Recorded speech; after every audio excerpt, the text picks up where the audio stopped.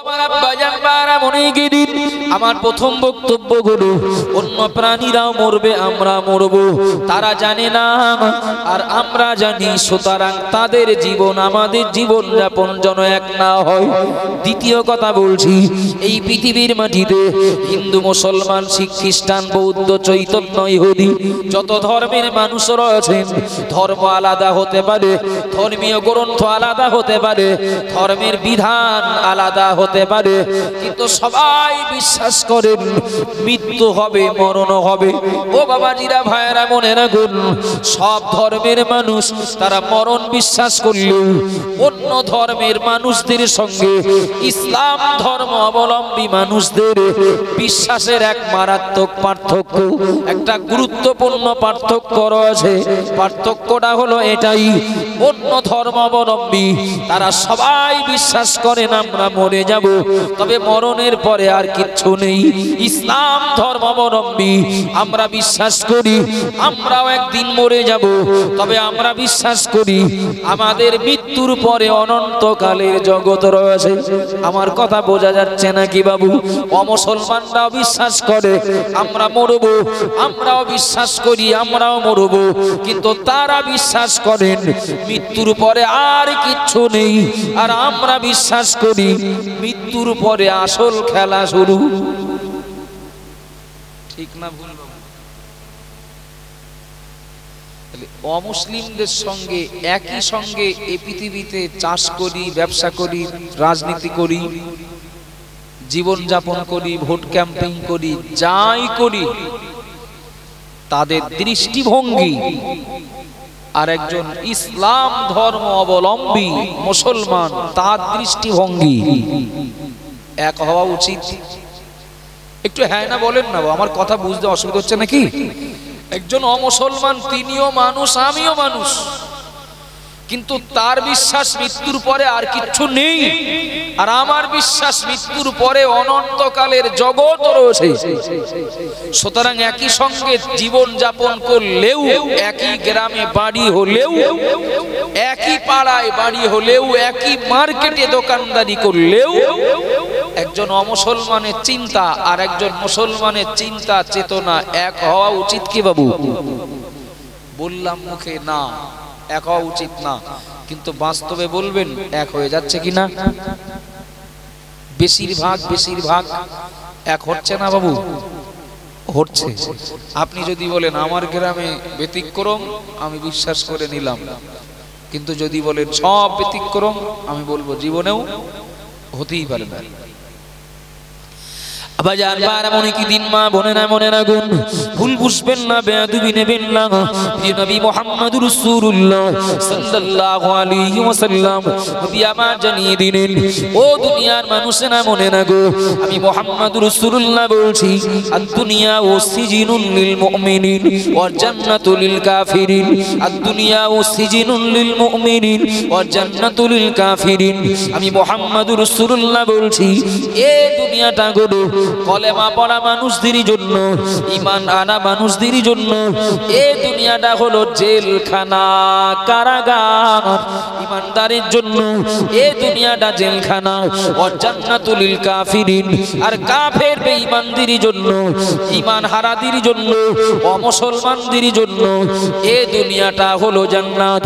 ও বাবাজিরা, ভাইরা, মনে রাখুন, এবার একটু দয়া করে বলবেন নাকি আমরা জেলখানায় নাই যেতে পারি, আমরা জান্নাত সচক্ষে নাই দেখতে পারি, কিন্তু এটা তো জানি জেলখানা মানে কষ্টের জায়গা, জেলখানা মানে বন্দি জীবন কাটানোর জায়গা, আর জান্নাত মানে যা ইচ্ছা খুশি তাই করার জায়গা।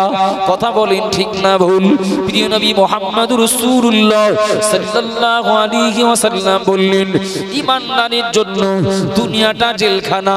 একই পাড়ায় বাস করতে পারে, একই গ্রামে বাস করতে পারে, পাশাপাশি বাস করতে পারে, কিন্তু পাশের বাড়ির, পাশের পাড়ার, পাশের গ্রামের কাফেরের জন্য দুনিয়াটা জান্নাত। ও বাবাজিরা, ভাইয়েরা, মনে রাখুন, একই জায়গা যদি কারোর জন্য হয় জেলখানা আর কারোর জন্য যদি হয় জান্নাত, তাহলে জেলখানা আর জান্নাতের অধিবাসীদের জীবন যাপন এক হবে না আলাদা হবে? একটু কথা বলেন বাবু। জেলবন্দির জীবন আর জান্নাতীর জীবন এক হবে? কখনো না, কখনো হবে না, হতেই পারে না। কেননা জেলবন্দির জীবনটা তো বন্দি জীবন, আর জান্নাতীর জীবন তো খোলামেলা, যা ইচ্ছা খাবে, দেখবে, যাবে, পড়বে, ভোগ করবে। কিন্তু জেলবন্দি পারবে না। অমুসলমান আর মুসলমানের জীবনযাপন এক হওয়া উচিত নয়। মুখে বললাম নীতি কথা, কিন্তু বাস্তবে বলবেন এক হচ্ছে কিনা? আমার কথা বুঝতে অসুবিধা হচ্ছে বা আপনাদের অসুবিধা হচ্ছে নাকি? দুটো কথা বলেছি, কিন্তু আমি এক বলেছি কোন জীবজন্তুর সঙ্গে আমাদের জীবনযাপন মেলা উচিত না। দ্বিতীয় কথা বলছি, অন্য ধর্মের মানুষদের সঙ্গে ইসলাম ধর্মের মানুষদের জীবনযাপন এক হওয়া উচিত না।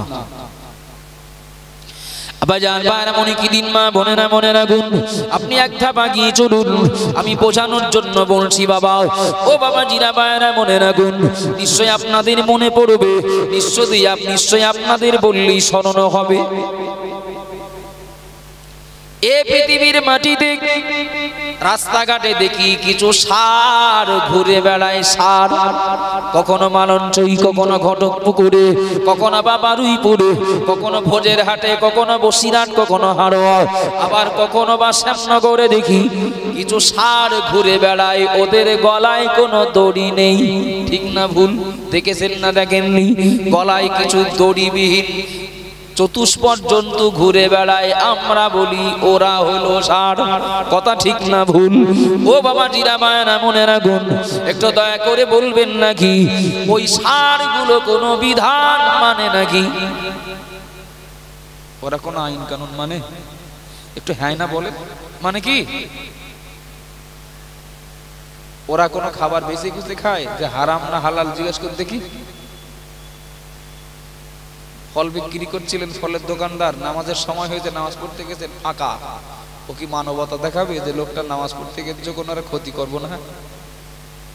পাক্কা সুদখোর সবজি বিক্রি করছিল, কোন প্রয়োজনে হয়তো রাস্তায় কেউ প্রচার করছিল যে 10 টাকায় 10 লাখ বাম্পার অফার, লটারি কাটতে চলে গেছে। ও কি বলবে হারাম করে সবজি খাবো না? একটু হ্যাঁ না বলেন না। আচ্ছা, ওর কাছে কোনো নীতি বলে কিছু আছে? ওর চলার জন্য কোনো গাইডলাইন বলে কিছু আছে? একটু হ্যাঁ না বলেন। ও ইচ্ছা খুশি মন চাইলে হাঁটবে, খাবে, শোবে, আরাম করবে, ও কারোর পরোয়া করে না। এক কথায় ওর কাছে সব সমান।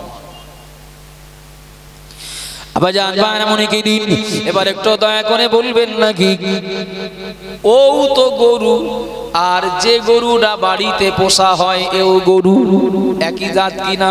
একটু কথা বলেন। একই সৃষ্টি, মাত গলায় কোনো দড়ি নেই। ও যা বাড়ি পোষা হয় যার, এও তো তাই।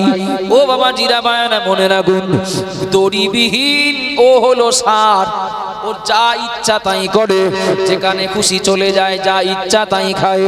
কিন্তু দয়া করে বলুন, একই স্বজাতি, গলায় একটা দড়ি দিয়ে আপনি বাড়িতে বসেন, লালন পালন করেন। আমি বাড়িতে পুষি, লালন পালন করি। একটু দয়া করে বলুন, বাড়িতে পোষা ওই গরুটা ও কি হাড়োয়ায় ঘুরতে যেতে পারবে নাকি? ও কি ঘটকপুকুর যেতে পারবে নাকি? ওর মন চাইলেই কি ঘুরতে পারবে? না, পারবে না। মন চাইলেই যে কোনো খাবার খেতে পারবে না, মন চাইলেই মনের চাহিদা মেটাতে পারবে না। কারণটা গরু, বাড়ি পোষা গরুটা তো ছাড়া নেই, বাধা রয়েছে। কথা বলেন ঠিক না ভুল? ও বাবা জিরা মায়েরা মনে রাখুন, ওটাও গরু এটাও গরু, পার্থক্য গরু ওটা ছাড়া আর বাড়িটা বাধা। দুটো গরুর জীবন যাপন এক নয়, আসমান জমিন পার্থক্য। এবার একটু দয়া করে বলুন, যারা ঈমান আনেনি ওরা ছাড়া কিনা? যারা ঈমান আনেনি ওরা ছাড়া না? যারা বলেনি লা ইলাহা ইল্লাল্লাহ, আল্লাহকে যারা মালিক বলেই মানেনি, তারা গোলামটা হবে কি করে?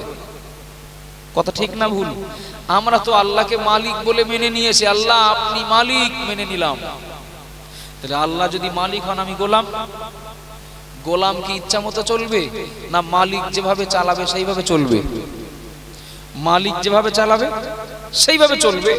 বাড়ি পোষা গরুটার মালিক যেভাবে চালাবে সেইভাবে চলবে। গলার দড়ি যতটা লম্বা ও দৌড় তত দূর, এর বাইরে ওর ইচ্ছা খুশি মন চাইলেই যা তা সম্ভব না। যা মন চাইবে তাই সম্ভব, ষাঁড়ের পক্ষে, বাড়ি পোষা গরুটার পক্ষে নয়। কষ্ট পাচ্ছেন নাকি আমার কথা শুনে? যারা ইমানের কালেমা পড়েনি, ইমানের বাঁধন যাদের নেই, ওরা ছাড়া আমি বলবো না, আপনিও কেন বলবেন? নবী বলেছেন ওদের জন্য দুনিয়াটা জান্নাত, ওরা যা ইচ্ছা খুশি তাই করবে। কিন্তু ইমান আনা মানুষেরা, তাদের জন্য দুনিয়াটা জেলখানা। কেননা ওরা তো বাধা আছে, মন করলেই তো যেতে পারবে না, মন করলেই তো খেতে পারবে না, মন করলেই তো আয় রোজগার করতে পারবে না, মন করলেই তো মনের চাহিদা মেটাতে পারবে না। বাধা বাঁধনে থাকা, তিনি সেইভাবেই চলতে পারবেন, তার মনিব তাকে যেভাবে চালাবে। আবার জিজ্ঞাসা করছি, ছেড়ে দেওয়া ষাঁড়, বেঁধে রাখা গরু, এই ছাড়ার বাধা কারণে, এ পার্থক্য থাকার কারণে তাদের জীবন যাপনে পার্থক্য আছে না নেই? কথা বলেন বাবু, আছে তো? যারা ইমানের বাঁধন ছাড়া, যারা ইমানের বাঁধনে বাধা, এই দুই ধর্মের মানুষদের জীবন যাপনে পার্থক্য খুব একটা আছে না, প্রায় এক হয়ে যাচ্ছে? একটু কথা বলেন, পার্থক্য আছে? কেটা বলেছে? থাকতে পারে 100-র ভিতরে 5 জন। ভাঙড় বাজারে, ঘটকপুকুর বাজারে, সোনপুর বাজারে, বাজার সংলগ্ন মসজিদে যখন আজান হয়, একটু মন দেন বাবু, বাজার সংলগ্ন মসজিদে যখন আজান হয়, মুসলমান অমুসলমান, দোকানদার খরিদ্দার পথচারী সবাই আজান শুনতে পায় কিনা? সবাই পায় তো? সবাই আজান শুনতে পায়। দোকানদার যদি মুসলমান হন তিনিও শুনতে পাবেন, অমুসলমান হলেও শুনতে পাবেন। খরিদ্দার মুসলমান অমুসলমান যাই হন পাবেন, পথচারীও পাবেন। আচ্ছা বলবেন, আজান হয়ে যাওয়ার পরে দোকানদারি করে যারা, ক্রেতা হিসাবে ক্রয় করে যারা, বাজারে ঘরে যারা, ওরা সব অমুসলমান তো নাকি?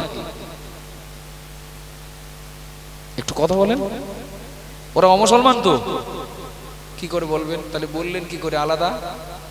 কি পার্থক্য আছে? মসজিদের মাইকে যখন আজান হলো, যারা বিশ্বাস করে না বা যাদের কোনো বাঁধন নেই, ওরা পড়বে কি পড়বে না ওরা নিজেরা সিদ্ধান্ত নিতে পারে। কিন্তু বাঁধনে থাকা মানুষটা তো মালিক যেভাবে চালাবেন সেইভাবে চলবেন। কথা ঠিক না ভুল? তাহলে বাজারে যদি 200 মানুষ থাকেন সব মিলিয়ে, ওর ভিতরে যদি থাকেন 100 মুসলমান, হয়তো বা 100 মুসলমানের ভিতরে 20 জন নামাজ পড়তে গেলেন, বাকি 80 জন যা করছিলেন তাই করে যাচ্ছেন। কথা ঠিক না ভুল বাবু? এই 80 জন শুধু মসজিদে গেলেন না তাই না, বরং গান শুনেছেন, তাস খেলেছেন, চা খেয়েছেন, টিভি দেখেছেন, খবরের কাগজ পড়েছেন, লটারি কেটেছেন, বাড়ি গেছেন। ভুল বুঝলে হবে না বাবু। এরা ধর্মীয় পরিচয়ে আলাদা, তবে অমুসলিমদের সাথে মিশে গেছে না যায়নি? অমুসলিমরাও আজান শুনেছে, নামাজ পড়েনি, তারাও গান বাদ দেয়নি, মুসলমানটাও দেয়নি। তারাও লটারি কেটেছে, মুসলমানটাও কেটেছে। তারাও যা করেছে মুসলমান নামে লোকটাও তাই করেছে। তাহলে পরিচয় তো আলাদা, বাস্তব জীবন আলাদা না এক? বাঁধা ছাড়া দুটো গরুর জীবন যাপন এক হয়নি, কিন্তু ইমানের বাঁধন ছাড়া আর ইমানের বাঁধনে থাকা দুই ধর্মের, দুই বিশ্বাসের মানুষের জীবন যাপন বলো এক হয়ে যাচ্ছে প্রায়। কথা ঠিক বলছি না ভুল বলছি? আবার জানবারা মনে কি দিন মা বোনেরা মনে রাখুন, ভুল বুঝবেন না, বেয়াদবি নেবেন না। আমি এক ধাপ এগিয়ে যাচ্ছি। প্রিয় নবী মুহাম্মদ রাসূলুল্লাহ সাল্লাল্লাহু আলাইহি ওয়াসাল্লাম বললেন, ও দুনিয়া দুনিয়ার মানুষেরা মনে রাখো, আমি মুহাম্মদুর রাসূলুল্লাহ বলছি, লা তাযালু কদামা ইবনে আদামা ইয়াউমাল কিয়ামাতি মিন ইনদি রাব্বিহি হাত্তা ইউসআলা আন খামসিন। নবী আমার জানিয়ে দিলেন, দুনিয়ার ইমানদারেরা মনে রাখো, আল্লাহ বিশ্বাসী মানুষেরা মনে রাখো, আমি নবী মুহাম্মদুর রাসূলুল্লাহ, আমাকে নবী বলে বিশ্বাস করা মানুষেরা মনে রাখো, আমি মুহাম্মদুর রাসূলুল্লাহ বলছি, লা তাযালু কদামা ইবনে আদামা ইয়াউমাল কিয়ামাতি মিন ইনদি রাব্বিহি হাত্তা ইউসআলা আন খামসিন। নবী আমার জানিয়ে দিলেন, ওগো ইমানদারেরা তোমরা মনে রাখো, আল্লাহ পাক রব্বুল আলামিন কাল কিয়ামতের দিন তোমাদের 5টা প্রশ্ন করবেন। এই প্রশ্নের জবাব না দেওয়া পর্যন্ত, এই প্রশ্নের জবাব না দেওয়া পর্যন্ত আল্লাহ সামনে থেকে কদম ওঠাতে পারবে না। আমি 5টা নয়, আমি একটা কথা বলবো। ওই 5টা প্রশ্নের ভিতরে নবী আমার ইমানদার দিগকে বললেন, আনু উমরিহি ফিমা আফনাগু, আনু উমরিহি ফিমা আফনাগু। ও আমার উম্মত উম্মতিরা মনে রাখো, আমি মুহাম্মদুর রাসূলুল্লাহ বলছি, কাল কিয়ামতের দিন আল্লাহ তোমাকে প্রশ্ন করবেন। এই প্রশ্নের জবাব না দেওয়া পর্যন্ত আল্লাহ সামনে থেকে কদম তুলতে পারবে না। তার প্রথম প্রশ্ন তোমার জন্য হবে, আন উমরিহি ফিমা আফনাগু। বান্দা, ও বান্দি, আমি আল্লাহ তোমার জন্য হায়াত বরাদ্দ করেছি 50 বছর, 60, 70, 80 বছর, যে সময়টা তোমার জন্য দিয়েছি। ও বান্দা বান্দি, বলো দুনিয়ার জমিনে তুমি এই সময়টা কিভাবে কাটিয়েছো? নবী আমার বললেন, আল্লাহ পাক রব্বুল আলামিন সব ইমানদার বান্দা বান্দি দিগকে, আল্লাহ সব বান্দা বান্দি দিগকে আল্লাহ জিজ্ঞাসা করবেন। প্রথম প্রশ্ন, ও বান্দা বান্দি, বলো আমি তোমার জন্য যে সময় বরাদ্দ করেছি, যে আয়ু বরাদ্দ করেছিলাম, সময়টা কোন পথে কাটিয়েছো বলো। ও বাবাজিরা, ভাইরা মনে রাখুন, আমি এ কথাগুলো হয়তো বলতাম না, হ্যান্ডবিলের শুরুতেই কর্তৃপক্ষ লিখেছেন, গ্রামের সকল কবরবাসীদের উদ্দেশ্যে দোয়া। ও বাবাজিরা, ভাইরা মনে রাখুন, যারা কবরবাসী হয়ে আছেন শুধু ওরাই থাকবেন তাই নয়, আমরা যারা বেঁচে আছি দোয়া করতে এসেছি, আমরাও তো কবরবাসী হব। ঠিক না ভুল? একটু কথা বলেন। সুতরাং আমরাও যখন কবরবাসী হব, শুধু দোয়া করলেই তো দায়িত্ব শেষ না, আমাদেরও কিছু দায়িত্ব আছে না নেই? আছে না বাবু? মাঝখানে একটা কথা বলি, আগের কথাগুলো মনে রাখুন। মাঝখানে একটা কথা বলি, আমরা যারা এসেছি দোয়া করতে, কাদের জন্য দোয়া করব? কবরবাসীদের জন্য, তাই তো? আচ্ছা, কবরবাসীদের জন্য দোয়া যে করব, কবরের আযাবটা আল্লাহ মাফ করে দেন, সংকীর্ণ হলে প্রশস্ত করে দেন, জাহান্নামের টুকরা হলে জান্নাত করে দেন, কবরটা যদি অন্ধকার হয় আলোকিত করে দেন। আমরা কবরবাসীদের জন্য এই ফরিয়াদগুলো করব কি এমএলএর কাছে? কার কাছে? থানার বড়বাবুর কাছে? এমপির কাছে? কবরবাসীর কবরটা আযাব হলে মাফ করেন, অন্ধকার হলে আলো করেন, জাহান্নাম হলে জান্নাত বানিয়ে দেন। বলবো কার কাছে? বলবো তো মালিকের কাছে, আল্লাহর কাছে। কথা ঠিক না ভুল? আচ্ছা, আল্লাহকে বলবো, আল্লাহ এইগুলো লাগবে, দিয়ে দেন, এই সমস্যাগুলো আছে, সমস্যাগুলো সব তুলে নেন। আমরা সৃষ্টি, আল্লাহ স্রষ্টা। কথা ঠিক না ভুল? আমরা সৃষ্টিরা বলবো আর স্রষ্টা করে দেবেন। বাহ, কি সুন্দর যুক্তি। যেদিন ভোট চাইতে এসেছিলেন প্রার্থী, ভোট দেইনি, দিলাম তার বিরুদ্ধে। যার বিরুদ্ধে ভোট দিলাম তিনি জিতেও গেলেন, আমার সে প্রার্থী হেরে গেছে। এখন যা দরকার চাইতে হবে তো যিনি জিতেছেন তার কাছে। কথা ঠিক না ভুল?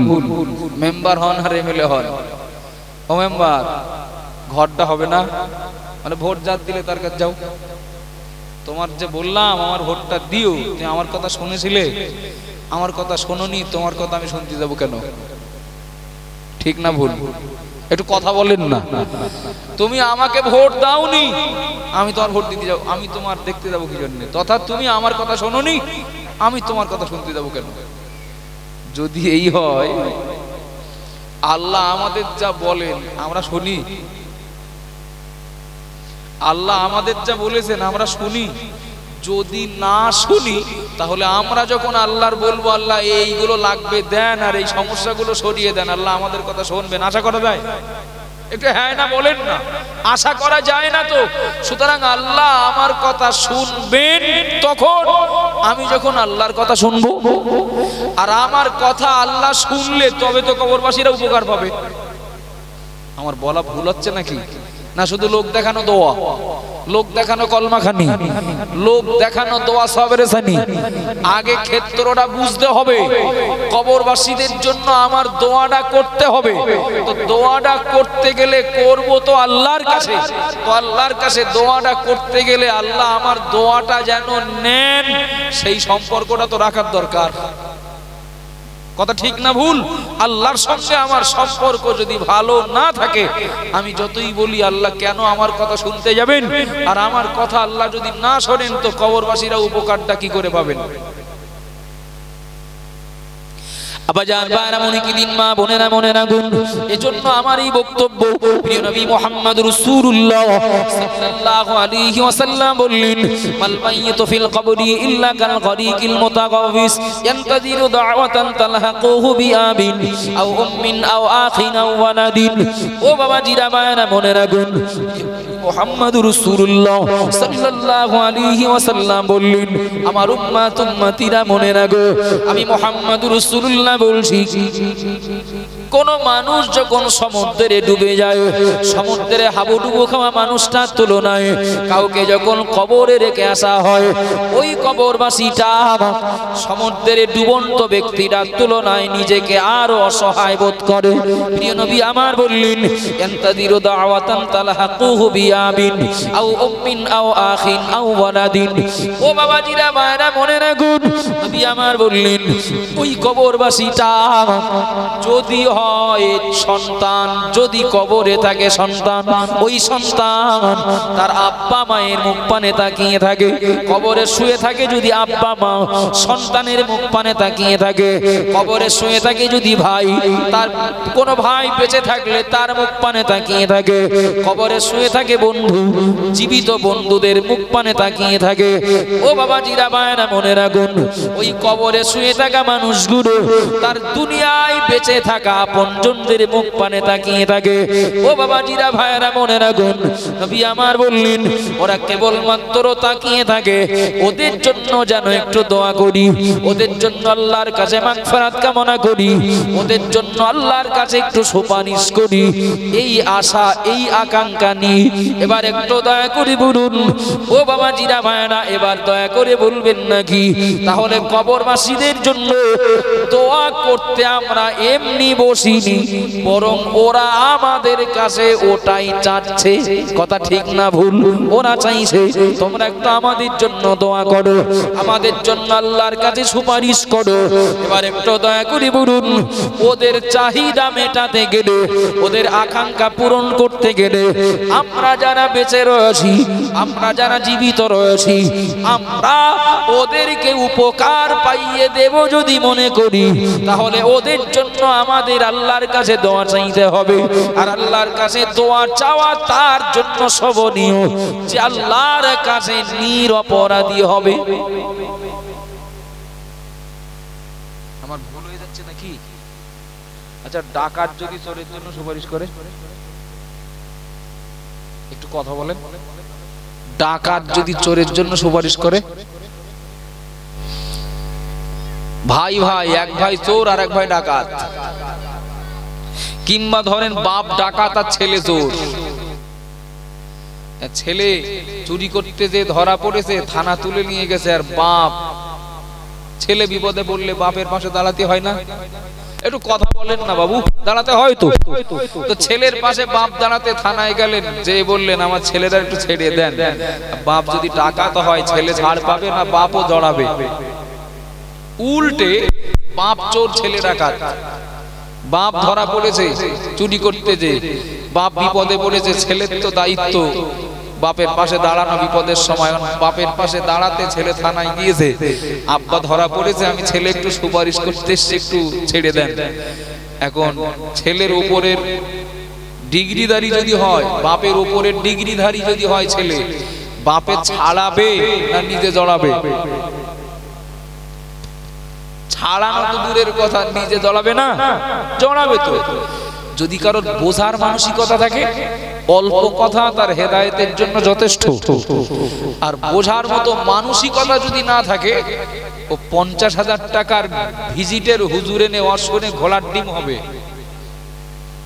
কথা ঠিক বলছি না ভুল বলছি? শুধু হুজুর পাল্টাচ্ছে না, এ হুজুর দিয়ে হবে না, ওই হুজুর লাগবে। বিপিএল মার্কা হুজুর চলবে না, এপিএল মার্কা হুজুর লাগবে। ওরা 30 খানা মাইক খাটিয়েছে, আমরা 50 খান খাটাবো। ওরা খিচুড়ি দিয়েছে, আমরা বিরিয়ানি দেব। শুধু ওই পাল্লা দেওয়া দেবি হবে। আসলে উপকার পাওয়ার জন্য যারা অপেক্ষায় রয়েছেন, তারা কিছু পাবে তো তখন, যখন আমি পাওয়ার কাজটা করব। কথা ঠিক না ভুল? সুতরাং নবী বললেন, আল্লাহ প্রথম প্রশ্ন করবেন, তোমার টোটাল জীবনটা কিভাবে কাটিয়েছো? শুধু আমি আল্লাহর কাছে প্রশ্নের জবাব দেওয়ার জন্যই ভালো পথে আমার জীবন কাটাতে বাধ্য, এখানেই শেষ নয়। আমি যদি ভালো পথে না চলি, তো আমার মোরদারা আমাদের কাছে যেটা চাচ্ছে ওরা তো সেটা পাবে না। আমার কথা বোঝা যাচ্ছে কি বাবু? আবাজান বারা মনে কি দিন মা বোনেরা মনে রাখুন, ভুল বুঝবেন না, বেয়াদবি নেবেন না। প্রিয় নবী মুহাম্মদুর রাসূলুল্লাহ সাল্লাল্লাহু আলাইহি ওয়াসাল্লাম বললেন, ফাইজা লাহি ফাতহু কানা আহাব্বা ইলাইহি মিনাদ দুনিয়া মা ফিহা। ও আমার উম্মত উম্মতিরা মনে রাখো, আমি মুহাম্মদুর রাসূলুল্লাহ বলছি, জীবিত মানুষেরা যখন মৃত মানুষদের জন্য যখন আল্লাহর কাছে মাগফিরাত কামনা করে বা ওদের জন্য যখন সওয়াব রেসানি করে, নবী আমার জানিয়ে দিলেন, কানা আহাব্বা ইলাইহি মিনাদ দুনিয়া মা ফিহা। জীবিত মানুষেরা যখন মৃত মানুষদের জন্য সওয়াব রেসানি করবে, এই সওয়াব ওদের আমলনামায় যখন পৌঁছাবে, ওদের কাছে যখন পৌঁছে যাবে, নবী বললেন, তাম দুনিয়ায় যত মূল্যবান সম্পদ আছে, সব মূল্যবান সম্পদের তুলনায় কবরবাসীরা জীবিত মানুষদের পক্ষ থেকে পাঠানো নেকি বা সওয়াবটা পাওয়ার পরে দুনিয়ার সব সম্পদ পেলে জানা আনন্দিত হয়। জীবিতদের পক্ষ থেকে পাঠানো এ সওয়াব পায়, নেকিটা পেলে ওরা তার থেকে আরো বেশি আনন্দিত হয়। একটু জোরে বলুন সুবহানাল্লাহ, আর একটু মহব্বতে বলুন সুবহানাল্লাহ। ও বাবাজিরা বায়না মনে রাখুন, এটা আমরা ভালোই জানি, বান্দার প্রতি বান্দার যা দয়া, বান্দার প্রতি বান্দার যা দয়া, বান্দির প্রতি বান্দির যা দয়া, বান্দা বান্দির প্রতি স্রষ্টার দয়া তার থেকে আরো অনেক বেশি। কথা বলেন ঠিক না ভুল? এ কথা আমি বলিনি বাবা, এ কথা দুনিয়ার কোন আলেম মাওলানার নয়, দুনিয়ার কোন ইমামের নয়। নবী আমার বললেন, জীবিত মানুষেরা যখন মৃত মানুষদের জন্য ক্ষমা চায়, ওদের মাগফিরাতের জন্য দোয়া চায়, ওদের জাহান্নাম থেকে বাঁচানোর জন্য যখন দোয়া চায়, আল্লাহ পাক রব্বুল আলামিন জীবিত মানুষদের দোয়ার সঙ্গে আল্লাহ পাহাড় সম রহমত যোগ করে দেন। ও বাবাজিরা ভাইরা মনে রাখুন, নবী আমার বললেন, জীবিতদের দোয়ার সঙ্গে আল্লাহ পাহাড় সম রহমত যোগ করে দেন। এর বিনিময়ে ইস্তিগফার লাগুম আল্লাহ পাক মৃত কবরবাসীর কবরের আযাব মাফ করে দেন। একটু জোরে বলুন সুবহানাল্লাহ, আরো জোরে বলুন সুবহানাল্লাহ। নবীর হাদিস মিথ্যা নয়, নবীর হাদিস মিথ্যা নয়। নবী বলেছেন, জীবিতরা দোয়া করলে মৃতরা কবরে উপকার পাবে, এটা সঠিক। তবে আমি দোয়া করার উপযোগী কিনা, আমি দোয়া করার মতো যোগ্যতা রাখি কিনা, ওটা আমাকে ভাবতে হবে। কোন আসামিকে জামিন দেওয়ার জন্য নিজেরা যায় না উকিল ধরি? একটু হ্যাঁ না বলবেন না বাবু? উকিল ধরি না? কেউ কোনোদিন দেখেছেন যে কোন আসামিকে ছাড়ানোর জন্য কেউ ডাক্তার খুঁজে বেরিয়েছে, যে ওই বড় ডাক্তারটার একটু বলি দেখি যায় কি? কেউ কোনোদিন কোটিপতি ঘুরে খুঁজে বেরিয়েছেন? জলকর ইটভাটার মালিক খুঁজে বেরিয়েছেন? না, ওখানে ডাক্তারের কাজ না, ওখানে মাস্টার বললি হবে না, ওখানে ইটভাটা জলকরের মালিক গেলে হবে না। আমার ওই আপনজনকে জামিন দিতে গেলে সুপারিশটা করতে হবে উকিলকে, যে কেউ করলে হবে না। দুনিয়ার জজ, দুনিয়ার হাকিম, সে তো মানুষ, সে তো স্রষ্টা না, সে তো সৃষ্টি। তার কাছে সুপারিশ করতে গেলে যে সুপারিশ করবে তার যদি কোয়ালিটি লাগে, যে সুপারিশ করবে তার যদি যোগ্যতা লাগে, যে সুপারিশ করবে আল্লাহর কাছে বিনা যোগ্যতায় হয়ে যাবে। আমার কথায় কি রাগ হচ্ছে নাকি আপনাদের? সৃষ্টির কাছে সুপারিশ করতে গেলে যদি যোগ্যতা লাগে, যে কেউ সুপারিশ করলে যদি না হয়, স্রষ্টার কাছে সুপারিশ করবে যে। জুম্মার নামাজও পড়ে না, বাপের জন্য কলমাখানির ব্যবস্থা করেছে, বাপ মার জন্য। আসলে নিয়াত ভালো না। কত লোকে ডাইরেক্ট কেমন বলতেও শুনেছি, তাই কলমাখানি করবেন, এত টাকা খরচ, মনে সে আর বলো না, পাড়ায় মোটে বার হওয়ার মতো নেই। তোর এত টাকা রয়েছে তো তোর বাপের জন্য, তোর বাপটা মরে গেল, মাটা মরে গেল, তা আমাদের খেতে দিবি নেই, যেরকম হাড় কিপটি কেন? পাড়ায় বার হওয়ার মতো নেই। আত্মীয় স্বজনেরাও গালে গালে বলছে, আচ্ছা নিয়াত ঠিক আছে, খাওয়া হবে, দুমদাম অনুষ্ঠান হবে, কিন্তু যারা পাওনাদার তারা বঞ্চিত থেকে যাওয়ার সম্ভাবনা বেশি। কথা ঠিক না ভুল? চলুন, আল্লাহ প্রশ্ন করবে, না উমরিহি ফিমা আফনাহু, বলো বান্দা তোমার টোটাল জীবনটা কিভাবে কাটিয়েছো। আপনাদেরকে জিজ্ঞাসা করছি, আমরা যদি একটু ভুলভাল বলি তা আল্লাহ ধরতে পারবেন? এত মানুষ, আল্লাহ সবার ভুল ঠিক সব ঠিক করে রাখতে পারবেন বলে মনে হয়? আচ্ছা, আল্লাহ যে প্রশ্নটা করবেন, জবাব দেওয়ার উপরে কি বিচার হবে? না বান্দা ভুল বললে আল্লাহ ধরে ফেলতেও পারবেন? একটু হ্যাঁ না বলবেন না বাবু? সিসি ক্যামেরা আছে না? সিসি ক্যামেরা, সিসি ক্যামেরার অধীনে যা কিছু হয় সব সিসি ক্যামেরায় রেকর্ড থাকে। থাকে না? থাকে না? থাকে। সিসি ক্যামেরা তৈরি করেছেন যিনি, তাকে তৈরি করেছেন তো মহান আল্লাহ। ও মালিক জানেন না আমারে বান্দা সব ঠিকঠাক বলছে না মাঝখানে ভেজাল ঢুকছে? জানেন না? জানেন না? আমার বক্তব্য, তাহলে অমুসলমান যারা মৃত্যু পরবর্তী জীবনকে বিশ্বাস করেন না, ওদের সঙ্গে কোন ইমানদার মুসলমানের জীবন যাপন যেন এক না হয়ে যায়। ওরা নামাজ পড়বে না, এটা স্বাভাবিক। ওরা রোজা রাখবে না, এটা ওদের জন্য ঠিক। ওরা হজ করবে না, যাকাত দেবে না, এটা ওদের জন্য ঠিক হতে পারে। ওরা গান শুনবে, ওরা যাত্রায় যাবে, ওরা মদ খাবে, জুয়া খেলবে, লটারি কাটবে, ওটা ওদের জন্য ঠিক হতে পারে, কিন্তু ওটা আমার জন্য তো ঠিক নয়। ও বাবাজিরা, ভাইয়েরা, মনে রাখুন, নিশ্চয়ই আপনাদের মনে পড়বে, নিশ্চয়ই আপনাদের মনে পড়বে, আপনাদের জানা কারো বা নাই জানা থাকতে পারে, নাম তার মাওলানা আশরাফ আলী থানভী। মতবাদগত কিছু মত পার্থক্য রয়েছে, ওটা আপন জায়গায়। আমরা সিলসিলায়ে মুজাদ্দিদুজ জামানের মতাদর্শের অনুসারী, আমরা সিলসিলায়ে ফুরফুরা শরীফের অনুসারী। ও বাবাজিরা, ভাইয়েরা, মনে রাখুন, সিলসিলায়ে মুজাদ্দিদুজ জামানের মতাদর্শের সঙ্গে মাওলানা আশরাফ আলী থানভীর কিছু মতবাদের মত পার্থক্য রয়েছে বাবা, মসলাগত মত পার্থক্য রয়েছে, ওটা আপন জায়গায়। আমি বোঝানোর জন্য বলছি, মাওলানা আশরাফ আলী থানভী রহমাতুল্লাহ আলাইহি, ও বাবাজিরা, ভাইয়েরা, মনে রাখুন, উনি একদিন একটা দাওয়াতে গেছেন। দাওয়াত থেকে ফেরার সময় তিনি স্টেশনে দাঁড়িয়ে রয়েছেন, টিকিট কাটার অপেক্ষায়। টিকিট কাটবেন বলে স্টেশনে লাইনে দাঁড়িয়ে, ও বাবাজিরা, ভাইয়েরা, মনে রাখুন, টিকিট কাউন্টারে দায়িত্বে বসে থাকা ওই মানুষটার সামনাসামনি হলেন, পকেট থেকে টাকা বার করে দিলেন। মাওলানা আশরাফ আলী থানভী ওই টিকিট কাউন্টারে দায়িত্বে থাকা লোকটাকে বললেন, এই নেন টাকা, আমাকে দুটো টিকিট দেন।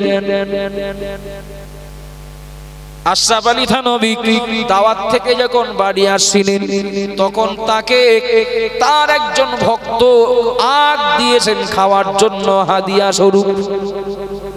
হয় না? হয় না? দেয় না? দেয়। বাপ মার না খেতে দিলেও হুজুরির যত্ন করে বিরাট। আছে না নেই? আছে না নেই?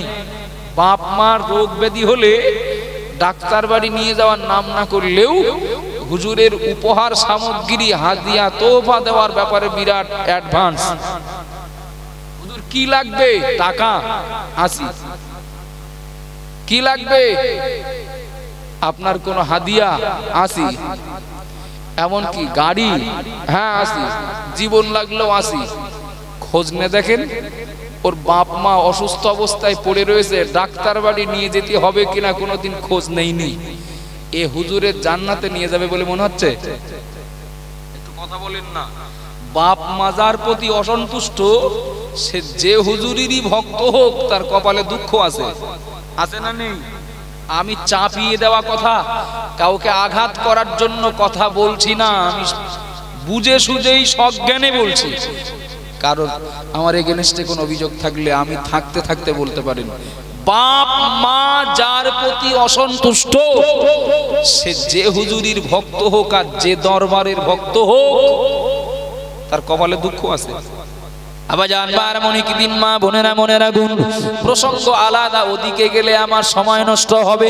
মাওলানা আশরাফ আলী থানভী রহমাতুল্লাহ আলাইহি, তার একজন ভক্ত তাকে আগ দিয়েছেন খাওয়ার জন্য।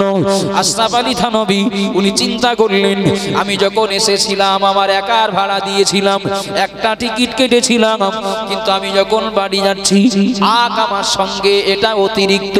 ও বাবাজিরা ভাইরা মনে রাখুন, মাওলানা আশরাফ আলী থানভী পকেট থেকে টাকা বার করে দি ওই কাউন্টারে দায়িত্বশীল লোকটাকে বললেন, আমাকে দুটো টিকিট দেন।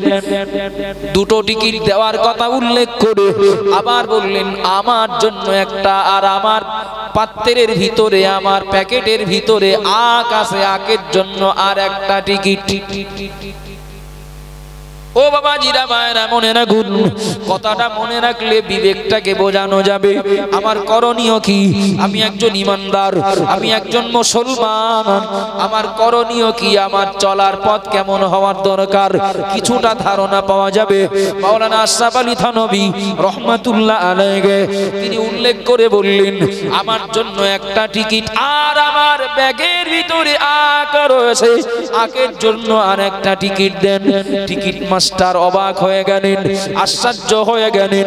এ লোকটা বলে কি? এ ফকির সাহেব বলেন কি? এ মাওলানা বলেন কি? ও মাওলানা সাহেব, না না, আখের জন্য টিকিট কাটতে হয় না, আপনার জন্য কাটলেই হয়ে যাবে। মাওলানা আশরাফ আলী থানভী বললেন, না না বাবা, আমি চাচ্ছি, তুমি কেন দেবে না? আমি চাচ্ছি, কেন দেবে না? কি আপনি কেন দেবেন না? আমি আশরাফ আলী থানভী, আমি অনেক দূর যাব, এই দূরের রাস্তা রিস্ক নিয়ে যাওয়া আমার জন্য বুদ্ধিমানের কাজ হবে না। একটু জোরে বলুন সুবহানাল্লাহ, একটু মহব্বতে হয় না সুবহানাল্লাহ। ও বাবাজিরা মারা মনে রাখুন, একই রাস্তায় চলি, কেউ হেঁটে যাচ্ছেন, তিনি 10 হাত দূরে দৃষ্টি দিয়ে হাঁটতে পারেন। ওই রাস্তায় কেউ যদি মনে করেন সাইকেলে যাবেন, তার দৃষ্টি আর একটু দূরে রাখতে হবে। ওই রাস্তায় যদি কেউ মোটর সাইকেলে যাবেন মনে করেন, তার দৃষ্টি আরো দূরে রাখতে হবে। কথা ঠিক বলছি না ভুল বলছি? এবার একটু দয়া করে বলুন, কেউ যদি মোটর সাইকেলের হ্যান্ডেল ধরে হেঁটে যাওয়া মানুষটার মতো নিকটে দৃষ্টি দিয়ে হাঁটেন, ও গাড়ি রাস্তায় থাকবে না, খানায় যাবে। খানায় যাবে না? একই দুনিয়ায় জীবন যাপন করি, একই দুনিয়ায় বিচরণ করি, একই দুনিয়ায় চাষবাস করি, একই দুনিয়ায় রাজনীতি করি, একই দুনিয়ায় কত আদান প্রদান করি, কিন্তু মনে রাখতে হবে বাবা, ইমানদারের দৃষ্টি অনেক দূরে রাখতে হবে, অনেক দূরে, যেখানেই থাকেন না কেন। মাওলানা আশরাফ আলী থানভী বললেন, আমি অনেক দূরে যাব, না না, রিস্ক নিয়ে যাওয়া আমার জন্য বুদ্ধিমানের কাজ হবে না। ও মাওলানা, আকে টিকিট না কাটার জন্য রিস্ক কোথায়? আশরাফ আলী থানভী বললেন, আমার চেকারের বিরাট ভয় লাগে। যদি চেকার ধরে, যদি চেকার ধরে, চেকার যদি বলে টিকিট কই, আকের টিকিট কই, কে আমাকে ছাড়াবে, কে আমাকে রক্ষা করবে?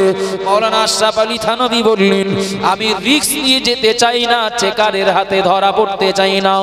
ও বাবাজিরা বারা মনে রাখুন, মাওলানা আশরাফ আলী থানভীকে বললেন, ওগো মাওলানা, যদি আখের জন্য টিকিট না কাটা হয়, না না, এর জন্য চেকার ধরে না, এর জন্য চেকার ধরবে না, এর জন্য আপনার ধরা পড়ার ভয় থাকবে না।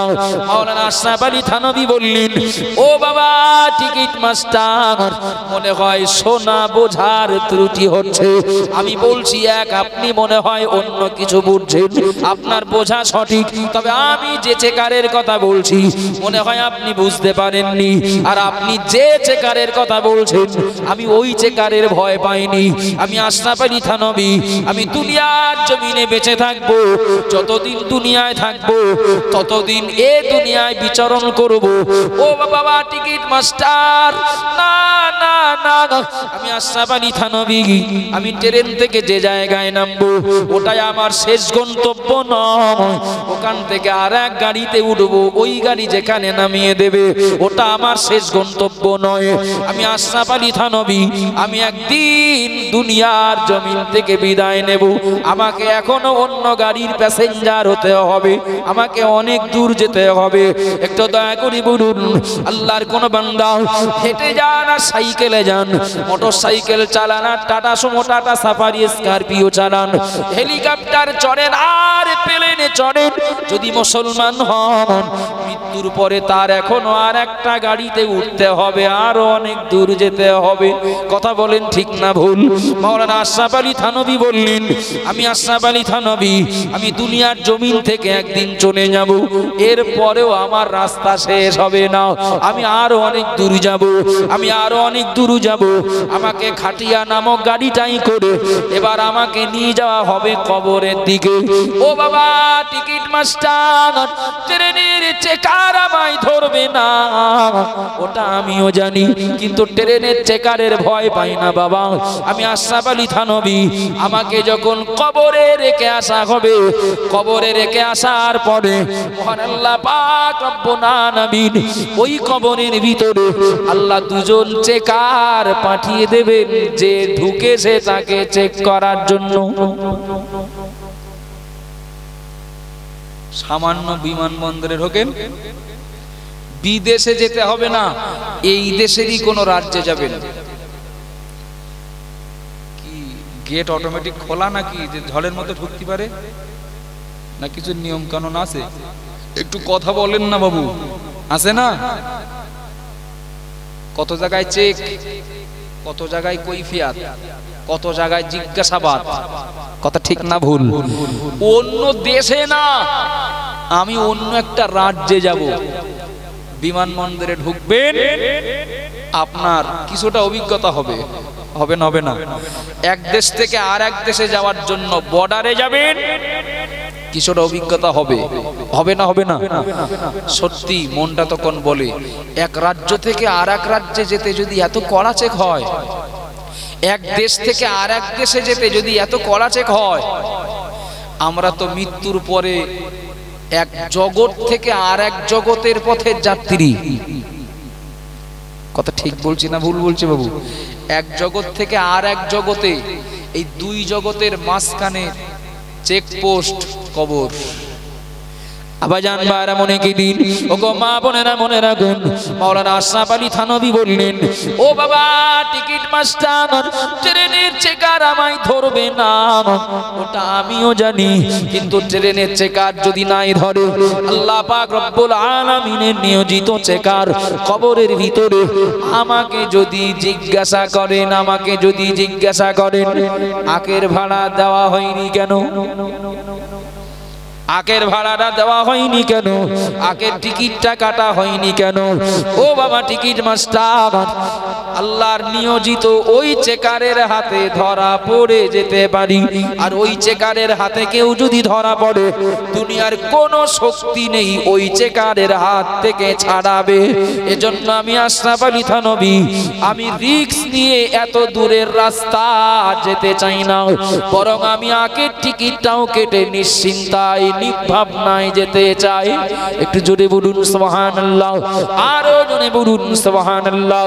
মাওলানা আশরাফ আলী থানভী তিনি যে মতেরই মানুষ হন না কেন, একটু দয়া করে বলুন তার জীবনে ঘটে যাওয়া এই ঘটনাটা, এই দৃষ্টান্তটা আমাদের জন্য অনুপ্রেরণা কিনা? আমরা গিরগিটির থেকেও খারাপ, খারাপ বললে আবার ভুল হয়ে যাবে। আমরা এমন গিরগিটিও আমাদের সাথে পারবে না। ভুল বলে ফেললাম মনে হচ্ছে, আমি ব্যাখ্যা করছি। একটু আগে মসজিদে ছিলেন, মসজিদ থেকে বেরিয়ে চায়ের দোকানে যে চাও খাওয়া হচ্ছে, টিভিও দেখা হচ্ছে, মানে রদ দেখাও হচ্ছে, কলা বেচাও হচ্ছে। সরাসরি যদি টিভি দেখতে যায় লোক খারাপ বলবে। কোথায় গিয়েছিলেন? ও চা খেতে গিয়েছিলেন। চা খাওয়াও হলো, টিভি দেখাও হলো। হয় না? হয় না? একটু কথা বলেন। আজকে সবাই, কালকে গান বাজনায়। এই ঈদের নামাজ পড়া শেষ, ঈদের নামাজ পড়ে সিনেমার জগৎ একরকম তো ডিলিট হয়ে যাওয়ার মতো হয়েছে। ও কথা বললে আর এখন মানে ঠিক যুক্তিযুক্ত হবে না। ঈদের নামাজ পড়েই সিনেমা দেখা পার্টি, একদল রেডি থাকতো না? থাকতো না? একটু কথা বলেন না বাবু। আমরা গিরগিটির মতো সকালে একরকম, দুপুরে একরকম, মানে এই মসজিদে, মসজিদ থেকে বেরিয়ে আর একরকম, মজলিসে একরকম, মজলিস থেকে বেরিয়ে আর একরকম, বাড়ি একরকম, কুটুম বাড়ি গেলে আর একরকম। ঠিক বলেছি না ভুল বলেছি? একটু কথা বলেন না বাবু। বাড়ি একরকম, কুটুম বাড়ি গেলে আর একরকম, একাকী একরকম, লোকালয়ে থাকলে আর একরকম, দিনের বেলা একরকম, রাতে আধারে আমি আর একরকম। কথা ঠিক বলছি না ভুল? আবাজান ভাইরা মনে কি দিন, মা বোনেরা মনে রাখুন, প্রিয় নবী মুহাম্মদুর রাসূলুল্লাহ সাল্লাল্লাহু আলাইহি ওয়াসাল্লাম বললেন, ও আমার উম্মত উম্মতিনা মনে রাখো, আল্লাহ পাক রব্বুল আলামিন তোমাকে জিজ্ঞাসা করবেন, আন উমরিহি ফিমা আফনাগু, বলো তোমার টোটাল জীবন কিভাবে কাটিয়েছো। আল্লাহর প্রিয় মাহবুব বান্দা, আল্লাহর মাহবুবা বান্দি যারা, তাদের জীবন যদি দেখা হয়, ও বাবাজিরা ভাইরা মনে রাখুন, শুধু ফরজ নয়, শুধু ওয়াজিবই নয়, শুধু সুন্নাত নয় বাবা, আল্লাহর প্রিয় মাহবুব বান্দা বান্দি যারা, আমি যদি নবী থেকে ধরি, নবী, সাহাবা, তাবেঈন, তাবা তাবেঈন, ইমাম, মুস্তাহিদ, পিরানে তরিকাত, বুজুর্গানে দিন, আল্লাহর প্রিয় মাহবুব বান্দারা, তাদের সারাটা জীবন যদি দেখা হয়, একদিকে আমল ইবাদতে ভরপুর, অপরদিকে আল্লাহর নিষেধকৃত বিষয় থেকে অনেক সতর্কতার দৃষ্টি রেখে চলেছে, এরপরেও ভয় কাটিনি। ঠিক বলেছি না ভুল বলেছি বাবা? একদিকে আদেশ পালনে, আল্লাহর হুকুম পালনে, নেকি সংগ্রহের কাজে না না তাদের ছিল না কোনো ঘাটতি। অপরদিকে সামান্য কোনো সন্দেহ করেছেন, সামান্য কোনো বিষয় আশঙ্কা করেছেন, এটা ঠিক না ভুল, তো সেটা ভুল ধরে নিয়ে তার থেকে বাঁচার চেষ্টা করেছেন। ও বাবাজিরা বাবা, আমাদের বিবেকটাকে বোঝানো উচিত বাবা। ইমামে আযম আবু হানিফা রাহমাতুল্লাহ আলাইহি, তিনি দোকানে চলে এসেছেন। কিছু সময় দোকানে ছিলেন না, একজন কর্মচারীকে বসিয়ে দিয়ে দোকানে গেলেন, দাওয়াতে চলে গেলেন, কর্মচারীকে বুঝিয়ে দিয়ে গেলেন, ও বাবা কর্মচারী, এই শাড়িটার এই দাম, এই লুঙ্গিটার এই দাম, এই জিনিসটার এই দাম। ইমামে আযম সব বুঝিয়ে দিয়ে তিনি দোকান থেকে চলে গেলেন। কিছু সময় পরে দাওয়াত ছেড়ে দোকানে যখন চলে আসলেন, মাযহাবের ইমাম ইমামে আযম আবু হানিফা রাহমাতুল্লাহ আলাইহি, তিনি ওই কর্মচারীকে জিজ্ঞাসা করলেন, ওগো বাবা কর্মচারী, ও বাবা কর্মচারী, বলো কি কি মাল বেচা কেনা করলে? কর্মচারী বেচা কেনা করার মালগুলোর কথা বললেন। ইমামে আযম এবার বাক্সে হাত দিলেন টাকা গোনার জন্য। ও বাবাজিরা ভাইরা, এ কথা শুধু ঘটনা নয়, এগুলো আমাদের জন্য অনুপ্রেরণা, এগুলো আমাদের জন্য অক্সিজেন। ঘুমন্ত বিবেকটাকে সজাগ করার জন্য এগুলো বিরাট বিরাট গুরুত্বপূর্ণ ডাক বলতে পারেন। ইমামে আযম তিনি বাক্স আলগা করলেন, তিনি টাকাগুলো গুনলেন, গুনে দেখতে পেলেন তার বাক্সে মাল বিক্রি হয়েছে যে টাকা, তার বাক্সে টাকা তার থেকে আরো বেশি রয়েছে। ও বাবা জিরা ভাইরা মনে রাখুন, আমি আপনাদেরকে জিজ্ঞাসা করছি, কোন মালিক যদি কর্মচারীকে দোকানে বসিয়ে যদি দেখেন যে এই কর্মচারী দোকানে বসলে লাভ বেশি হয়, একটু দয়া করে বলুন ও কর্মচারীর মাইনে বাড়ানো হবে কিনা? মাইনে বাড়াবো না? মাইনে বাড়বে। ইমামে আযম টাকা গুনে দেখলেন টাকা যা থাকার কথা তার থেকে বেশি। ইমাম আজমের মনটা খুব খারাপ, মনটা খুব খারাপ। বাবা এই টাকা বেশি হচ্ছে, বলেন হুজুর টাকা বেশি হওয়ার কারণ আছে। সে একটা নাল ফোর শাড়ি, মানে একটা কাটা শাড়ি, সে ভালো দামে বিক্রি করা হয়ে গেছে। আমরা হলে বলবে এই নে 50 টাকা মিষ্টিটাকে খেয়ে আয় যা, তুই পারবি দোকানদারি করতে। ইমাম আজম বললেন বাবা কি সর্বনাশ করলে, যে টাকাটা নিয়েছো ভালো শাড়ির টাকা আর দিয়েছো কাটা শাড়ি, তো ভালো শাড়ির দাম 300 টাকা, কাটা শাড়ির দাম 150 টাকা। তুমি 150 টাকা যে বেশি করে নিলে, এই টাকাটা তো আমার জন্য বৈধ নয়। ও লোকটা হয়তো না জানতে পারে যে তাকে ঠকানো হয়েছে, কিন্তু আল্লাহ তো সব দেখতে পাচ্ছেন আমার দ্বারা কেউ প্রতারিত হচ্ছে। সুবহানাল্লাহ বলবেন না, একটু মহব্বত করে বলবেন না। ও লোকটা হয়তো জানে না, হয়তো কোনোদিন বুঝতেও পারবে না যে এই শাড়িটায় কোথাও ত্রুটি আছে, কোথাও ঘাটতি আছে, কিন্তু যিনি দেখার তিনি তো দেখতে পাচ্ছেন। সুতরাং শাড়িটার দাম যদি হয় 150 আর তার কাছ থেকে যদি নেই 300, 150 টাকা তার হক ফাঁকি দেওয়া হলো না? একটু কথা বলেন না বাবু। ইমাম আজম আবু হানিফা তার আমল ইবাদত নজিরবিহীন, নজিরবিহীন আমার বলার উদ্দেশ্য নয়, আমল ইবাদতে তিনি অনেক অনেক অনেক এগিয়ে। একটানা 40 বছর এশার ওযুতে ফজর পড়েছেন, একটানা 30 বছর বছরে 5 দিন বাদ দিয়ে রোজা রেখেছেন, একটানা 55 বার হজ করেছেন। তার নিজের কবরের জায়গা নির্ণয় করে তার কবরের পাশে দাঁড়িয়ে বসে দিনে রাতে 60,000 বার কোরআন খতম করেছেন। একটু জোরে বলুন, আর একটু মহব্বতে বলেন না সুবহানাল্লাহ। ইমামে আজম এত আমল ইবাদত সারা জীবন ধরে তিনি করলেন। ফের তিনি বলছেন এই যে 150 টাকা, 150 টাকাটা আমি উদাহরণস্বরূপ বলছি, যে এই যে টাকাটা তার কাছ থেকে বেশি নেওয়া হলো, এটাই হয়তো আমার বিপদে পড়ার কারণ হয়ে যাবে। আবাজান ভাইরা মনে কি দিন, মা বোনেরা মনে রাখুন, মাযহাবের ইমাম ইমামে আজম আবু হানিফা রাহমাতুল্লাহ আলাইহি তিনি কর্মচারীকে বললেন, ও বাবা কর্মচারী, আমি নোমান বিন সাবিত আমি যদি মনে করি সন্দেহজনক টাকাটা বাক্স থেকে তুলে কাউকে দিয়ে দেব, দান করে দেব কি আলাদা করে রাখবো? ও বাবা কর্মচারী, কিন্তু সেই টাকাটা কোন টাকা চিনবো কি করে? সূক্ষ্ম বিষয়, খুব সূক্ষ্ম বিষয়। আমি মাদ্রাসার একজন দায়িত্বশীল, আমি মসজিদের একজন দায়িত্বশীল, আমি মক্তবের একজন দায়িত্বশীল, আমি জলসা কমিটির একজন দায়িত্বশীল।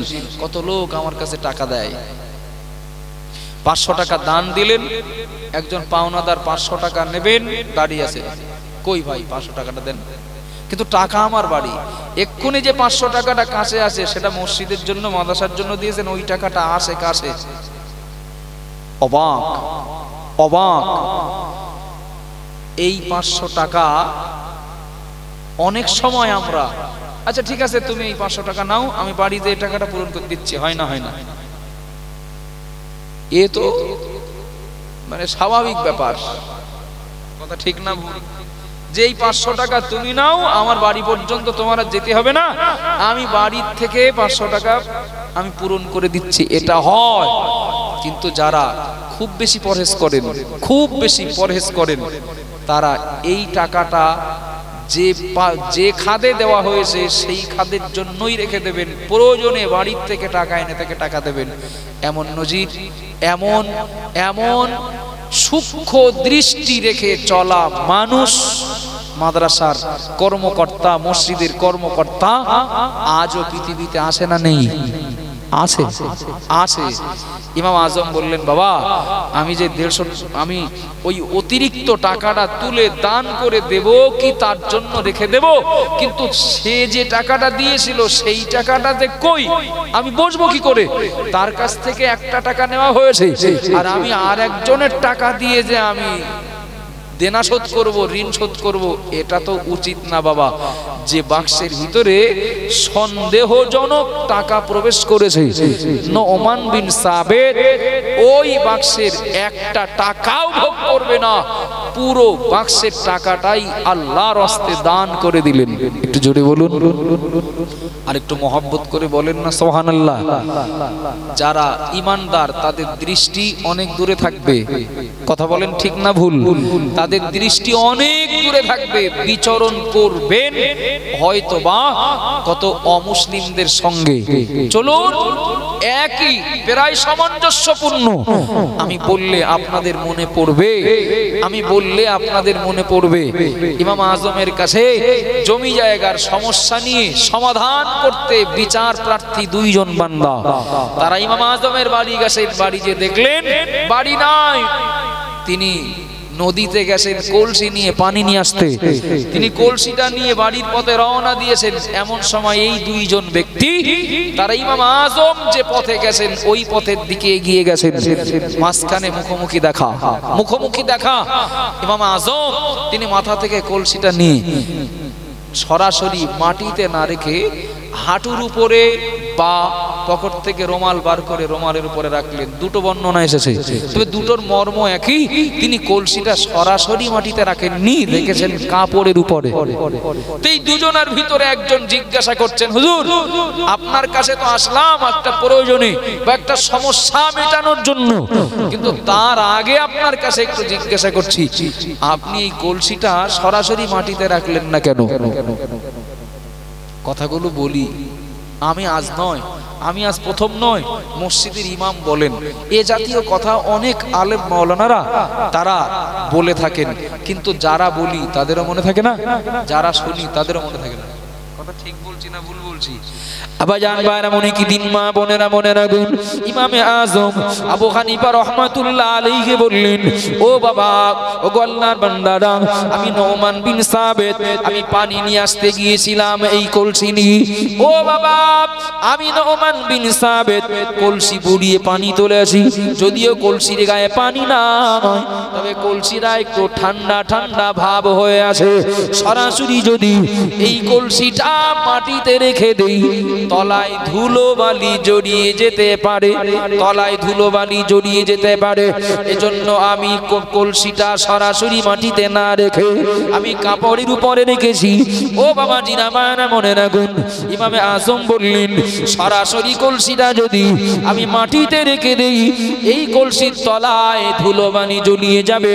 কাল কিয়ামতের দিন যদি এই জমির মালিক আমার বিরুদ্ধে আল্লাহর কাছে যদি অভিযোগ করে, আল্লাহ ও রব্বুল আলামিন, আল্লাহ আমার জমি থেকে নোমান বিন সাবেত তার কলসির তলায় করে মাটি নিয়ে বাড়ি এসেছিলেন, আল্লাহ জমিটা আমার ছিল, আমার জমি থেকে কলসির তলায় করে মাটি নিয়ে নোমান বিন সাবেত তিনি মাটি বাড়ি নিয়ে গিয়েছিলেন, আল্লাহ আপনার কাছে বিচার দিচ্ছে, আল্লাহ এর বিচার চায়।